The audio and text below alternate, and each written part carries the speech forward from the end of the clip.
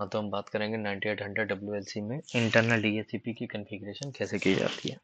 तो एक यूज़र ने हमें कमेंट में बोला था कि इससे पहले कि RMI प्लस RP पे वीडियो बनाई, तो मैंने अभी इससे पहले उस पर वीडियो बनाया था। देन अब आज मैं बना रहा हूँ इंटरनल DHCP सर्वर। ये भी किसी यूज़र की डिमांड थी, तो मैं आज इस पे बना रहा हूँ। तो इंटरनल DHCP सर्वर की कॉन्फ़िगरेशन कैसे होगी, तो आगे बढ़ते चेक करते हैं। तो जैसे कि आपको सबको पता है कि किसी भी ऑर्गेनाइजेशन पे 1, 2 या 3 SSID एक फिक्स है कि क्रिएट होती है। हर जगहों पे ज़्यादातर guest SSID, user SSID and management SSID, ये तीन तो कंपलसरी ही होती, मीन्स कि हर जगह क्रिएट होती है ज़्यादातर जगहों पे। छोटे ऑर्गेनाइजेशन की बात नहीं कर रहा हूँ, बड़ी ऑर्गेनाइजेशन में, क्योंकि मैनेजमेंट एक्सेस हम लोग ज़्यादातर AAA के ऑथेंटिकेशन के लिए रखते हैं, यूज़र ऑथेंटिकेशन आपके मैक फिल्टरिंग के लिए करते हैं। मीन्स वो तो है कि वो यूज़र के ऊपर है, वो कैसे करता है। कहीं कितनी जगहों पे यूज़र SSID जो हम लोग क्रिएट करते हैं वो मैक फिल्टरिंग पे होता है, AAA के लिए होता है, और मैनेजमेंट होती है मैक फिल्टरिंग के लिए होता है। इस सब पे मैंने प्रीवियस वीडियोस में मैंने ऑलरेडी वीडियो बनाए हुए हैं। मैक फिल्टरिंग कैसे SSID पे होता है, इस पे क्या कहते हैं AAA ऑथेंटिकेशन कैसे होता है, RMI प्लस RP कैसे होता है, SSO कॉन्फ़िगरेशन होती है, सारे मेरे पिछली वीडियो में पड़े हुए हैं। तो यहाँ हम बात करेंगे, जैसे कि मल्टीपल SSID है, तो मैंने एक SSID ली हुई गेस्ट विलेन। तो एक गेस्ट SSID पे ही DHCP की कॉन्फ़िगरेशन के लिए हम गेस्ट विलेन क्रिएट करेंगे। तो गेस्ट वीलाइन के जो पैरामीटर्स होंगे, नेटवर्क पैरामीटर, वो कुछ इस टाइप से होंगे कि वीलाइन आईडी हम लेंगे यहाँ पे 2, वीलाइन नेम लेंगे गेस्ट वीलाइन, वीलाइन आईपी हम लेंगे 10.10.21.2, गेटवे 10.10.21.1, नेटवर्क 10.10.21.0 का सबनेट रहेगा। जितने भी मेरे DHCP क्लाइंट होंगे वो सब 10.10.21.0 की आईपी रिसीव करेंगे। DHCP सर्वर आईपी जो कि रहेगी कंट्रोलर आईपी और मैनेजमेंट आईपी, इसका मैं एक जगह ऑप्शन दिखाऊंगा कि वहाँ पे आपको ये भरना है, ठीक है। ये मैंने गेस्ट वीलान के लिए बताया, आप इसी टाइप से अपना यूजर वीलान भी क्रिएट कर सकते हैं, और आप इसकी तरह मैनेजमेंट वीलान भी क्रिएट कर सकते हैं। तो उसके अकॉर्डिंग आप अपना बना लेंगे। तो हमारा कुछ इंटरफेस कंट्रोलर का कुछ इस टाइप से रहेगा, जिसमें यहाँ पे वायरलेस लाइन जो शो कर रहा है, इसमें वायरलेस लाइन में उनके 4 SSID क्रिएट होंगी। मैंने यहाँ पे 4 SSID थ्रू किए हैं, तो इसका 4 SSID है। एक्सेस पॉइंट मैंने 12 लगाए हुए हैं, क्लाइंट मेरे 41 चल रहे हैं। ये हमारे 9800 कंट्रोलर का डैशबोर्ड है, जो कि इस टाइप से शो होगा। अब हम ऑप्शन पे आते हैं कॉन्फ़िगरेशन के टैब के अंदर। कॉन्फ़िगरेशन टैब के अंदर हम चलेंगे लेयर 2 के अंदर वीलैन पे। जब हम वीलैन के टैब के अंदर आते हैं, हमें कुछ इस टाइप से इंटरफेस मिलेंगे, SBI1 वीलैन और वीलैन ग्रुप। वीलाइन देखिए यहाँ पे, वीलाइन जो 9800 WLC के अंदर क्रिएट होती है वो दो टाइप की होती है, एक L2 वीलाइन, एक L3 वीलाइन। L2 वीलाइन बेसिकली हम इसलिए यूज करते हैं जो विदाउट IP एड्रेस सिर्फ वीलाइन डाल दे कि वीलाइन आईडी, हाँ वीलाइन आईडी 2, 3, 4, 5, 10, 15, 20, 25 जो भी डाला उसके अकॉर्डिंग कम्युनिकेशन करेगी। और SBI के अंदर क्या होता है कि मैं उसका एक सबनेट की एक IP एड्रेस डालूंगा उस पर, इसके थ्रू से वो कम्युनिकेट करेगा। क्योंकि मुझे मैनेजमेंट का एक्सेस लेना हो या किसी भी, तो SBI के ही थ्रू सब कुछ होता है। अगर विदाउट आईपी रहेगा तो वीलैन पे यही क्रिएट होंगी। तो L2 वीलैन हमें नहीं क्रिएट करनी, यहाँ पे L3 वीलैन हमें क्रिएट करनी है, तो हम SBI के टैब के अंदर जाएंगे। SBI टैब के अंदर मैंने क्रिएट किया है वीलैन 2, ऐड के सेक्शन पे आप क्लिक करेंगे। SBI टैब के अंदर ये ऐड का सेक्शन है, एड्स के सेक्शन पे क्लिक करने के बाद वीलैन 2 क्रिएट कर लीजिए और अपडेट एंड अप्लाई कर लीजिए, तो इस तरह का आपको टैब खुल जाएगा। देन आपको वीलैन 2 पे डबल क्लिक करना है। वीलैन 2 पे आप जब डबल क्लिक करेंगे कुछ इस टाइप का इंटरफेस आएगा। यहाँ पे वीलैन 21 है, इसमें कंफ्यूज मत होइए, वीलैन 2 ही है। इस तरह का इंटरफेस खुलेगा। डिस्क्रिप्शन पे आपको डाल देना है गेस्ट विलन, गेस्ट जो भी आपको डालना, हाँ गेस्ट, और इस IPv4 टाइप में स्टैटिक लेके 10.10.21.2 देखिए मैंने यहाँ पे लिया है इसमें। और यहाँ पे देखिए मैंने आपको नेटवर्क में शो किया ना, वीलाइन IP 10.10.21.2। देखिए पहले मैंने वीलाइन आईडी दे दी, वीलाइन नेम क्रिएट कर लिया, ये दोनों होने के बाद अब वीलाइन IP दे दिया 10.10.21.2। तो ये देखिए हमारे 10.10.21.2 दे दिया और सबनेट दे दिया। अब हम चलेंगे एडमिनिस्ट्रेटर टैब के अंदर। देखिए मेरा कॉन्फ़िगरेशन टैब में, सॉरी कॉन्फ़िगरेशन टैब के नीचे, ठीक है, एडमिनिस्ट्रेटर टैब, एडमिनिस्ट्रेटर टैब के अंदर एक ऑप्शन आता है DHCP पूल। देखिए एडमिनिस्ट्रेटर टैब के अंदर ऑप्शन आ रहा है DHCP पूल। DHCP पूल के अंदर हम ऐड पे जाएंगे। ऐड पे क्लिक करने के बाद यहाँ पे ही हम डिफाइन करेंगे कि मेरा सबनेट एपी का, इसका सॉरी, मेरा सबनेट जो है DHCP के पूल का क्या रहेगा।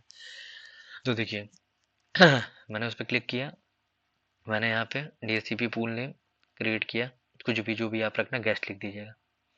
यहाँ पे गेस्ट लिख देगा। आईपी टाइप में IPv4, नेटवर्क में देखिए 10.10.21.0, मैंने यहाँ पे आपको पीछे भी दिखाया था, ये देखिए गेटवे जो है मेरा, सॉरी नेटवर्क जो है मेरा 10.10.21.0 है। तो मैंने यहाँ पे देखिए 10.10.21.0 का नेटवर्क लिया, यही पूरा नेटवर्क का मेरा DSCP उनको मिलेगा।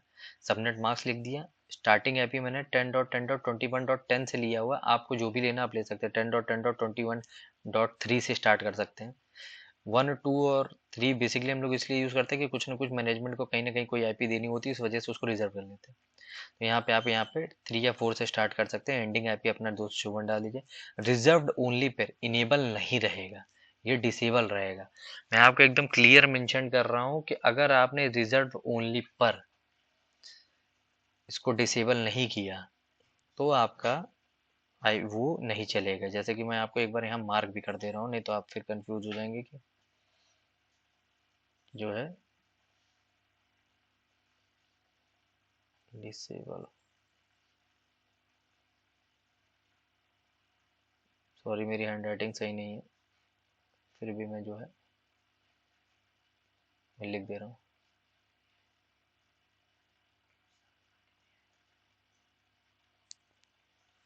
तो ये फिर आपको रिजर्व ओनली को डिसेबल करना है। विदाउट डिसेबल ये नहीं हो पाएगा, तो आपको डिसेबल करना ही होगा। ठीक है, ये आप एकदम ध्यान रखिएगा कि रिजर्व ओनली पे आपको इनेबल की बजाय डिसेबल करना है। तो जो है इसको आप डिसेबल कर लीजिएगा। लीज में नेवर एक्सपायर्स है, और एक और ऑप्शन आता है यूजर डिफाइंड पे। तो अगर आपको नेवर एक्सपायर करना है तो यहाँ पे टैब नहीं आएगा। अगर आप यहाँ पे इसकी लीज की जगह यूजर डिफाइंड पे क्लिक करेंगे, इसके अंदर दो ही टैब आएगा, यूजर डिफाइंड। तो यहाँ पे आप डाल सकते हैं कि वो ये जो IP एड्रेस है जो किसी भी एक यूजर को मिलेगा वो एक दिन से ज़्यादा ना मिले।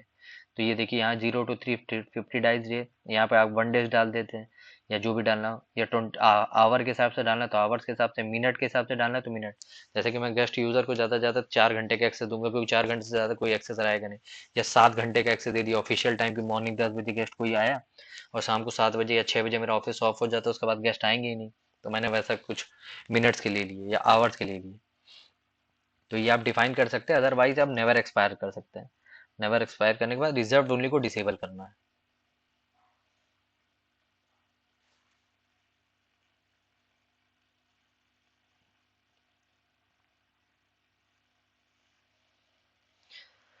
हाँ, तो जो है इसको रिजर्व ओनली को डिसेबल कर दीजिएगा। देन हम आते हैं इसके ही एडवांस टैब के अंदर। देखिए जनरल के बगल में ही एडवांस का टैब है, एडवांस के टैब पे क्लिक करिएगा। एडवांस के टैब के अंदर आपको यहाँ डिफॉल्ट राउटर में आपको 10.10.21.1 डालना है। देखिए मैंने आपको यहाँ पे शो किया था मेरा डिफॉल्ट राउट गेटवे, सॉरी गेटवे देखिए 10.10.21.1 है। मैंने यहाँ पे इस पर्टिकुलर DSCP के लिए 10.10.21.1 डाल दिया। DNS में मैंने ग्लोबली 8.8.8.8 ग्लोबली होता है, 8.8.8 वहाँ का जो आपके पास DNS होगा वो आप अपना DNS सर्वर डाल सकते हैं। एक बार क्लाइंट से ये चीज़ें जरूर कंफर्म कर लीजिएगा कि DNS हो सकता है मे बी उसका अपना खुद का हो DNS सर्वर, तो या फिर उसकी एंट्री होगी। अगर उनका पास अपना खुद का DNS सर्वर नहीं होगा तो फिर आप इस पे अपना 8.8.8 की सीरीज की ये डाल सकते हैं। देन फिर हम आते हैं अब सीधा सीधा पॉलिसी के अंदर। अब मैंने क्या कर दिया अभी बैकएंड में, मैंने VLAN क्रिएट कर दी, VLAN को IP एड्रेस दे दिया। मैंने DSCP एडमिनिस्ट्रेटर टाइप के अंदर DSCP का पूल क्रिएट कर दिया। DSCP पूल क्रिएट करने के बाद अब मुझे क्या करना है, उसे पॉलिसी पे लगाना है। और जैसे ही मैं पॉलिसी पे उसको अटैच करूंगा, देन फिर मुझे पॉलिसी के अंदर उस VLAN को टैग करना है। ये तो एज ऑब्वियस हमेशा टैग ही रहेगा। आप पिछले जो भी वीडियोस है मेरे, वो अगर आप लगातार सारी कॉन्फ़िगरेशन कर रहे होंगे तो ये अपने आप ही टैग होगा ऑलरेडी।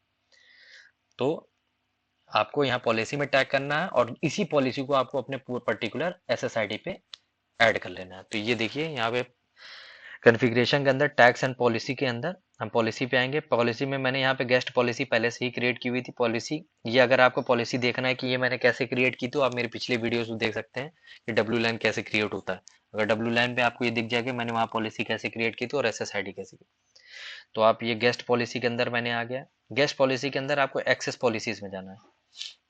एक्सेस पॉलिसी के अंदर देखिए VLAN और VLAN ग्रुप का ऑप्शन आ रहा है। यहीं पे देखिए मैंने गेस्ट VLAN जो मैंने SVI के अंदर क्रिएट की थी वो मैंने यहाँ पे सेलेक्ट कर ली। यहाँ पे सेलेक्ट करने के बाद अपडेट एंड अप्लाई पे क्लिक करना है। अपडेट एंड अप्लाई के बाद अब हम आते हैं आपके उसी के अंदर पॉलिसी के अंदर एडवांस टैब पे। यहाँ पे वीलाइन के अंदर वीलाइन मैंने गेस्ट वीलाइन क्रिएट ऐड कर ली थी। पहले तो हम जनरल पे थे, ठीक है। मैं आया हूँ कॉन्फ़िगरेशन के अंदर, टैग्स एंड प्रोफाइल के अंदर पॉलिसी पे। पॉलिसी के अंदर मैंने गेस्ट पॉलिसी क्रिएट की तो उस पर डबल क्लिक किया मैंने। गेस्ट पॉलिसी में एक्सेस पॉलिसीज पे आया, यहाँ वीलाइन और वीलाइन ग्रुप में मैंने गेस्ट वाली वीलाइन को ऐड कर लिया। अब हम चलेंगे लास्ट के ऑप्शन एडवांस पे। एडवांस टैब के अंदर देखिए ये ऑप्शन आएगा डीएससीपी का। डीएससीपी को इनेबल करना है और डीएससीपी सर्वर आईपी एड्रेस में यहाँ पर हम ही वो डालेंगे अपने कंट्रोलर की आईपी या मैनेजमेंट की आईपी। ये देखिए मैंने यहाँ पे ऑलरेडी लिखा हुआ है, ये देखिए डीएससीपी सर्वर आईपी क्या है, कंट्रोलर आईपी या मैनेजमेंट आईपी। तो जो है हम यहाँ पे डीएससीपी सर्वर आईपी एड्रेस के अंदर कंट्रोलर की आईपी या मैनेजमेंट की आईपी डालेंगे इन एडवांस टैब के अंदर। यहाँ पे करने के बाद मेरा 90% कॉन्फ़िगरेशन कंप्लीट हो गई है। अब हम चलेंगे पर्टिकुलर डब्ल्यू लाइन के अंदर, तो हम फिर से वही कॉन्फ़िगरेशन टैग्स एंड प्रोफाइल के अंदर, टैग्स एंड पॉलिसी के अंदर आपका ऑप्शन आएगा डब्ल्यू लाइन का। डब्ल्यू लाइन पे आइएगा, ये मैंने मल्टीपल एसएसआईडी यहाँ पे क्रिएट की हुई है। ये मैं फिर से कंफर्म कर रहा हूँ कि आप मेरे पिछले वीडियो डब्ल्यू लाइन कैसे क्रिएट होता है उस पर आप ये सारा कुछ चेक कर सकते हैं। तो फिर हम कॉन्फ़िगरेशन टैब के अंदर टैग्स एंड प्रोफाइल पे आए, टैग्स एंड प्रोफाइल के अंदर गेस्ट पे आए। अब गेस्ट मैंने ये पहले से ही क्रिएट किया हुआ है, तो ये जो क्रिएट किया हुआ है इसके अंदर में आएंगे। इसके अंदर अब हम इस पॉलिसी को सिर्फ टैग करेंगे।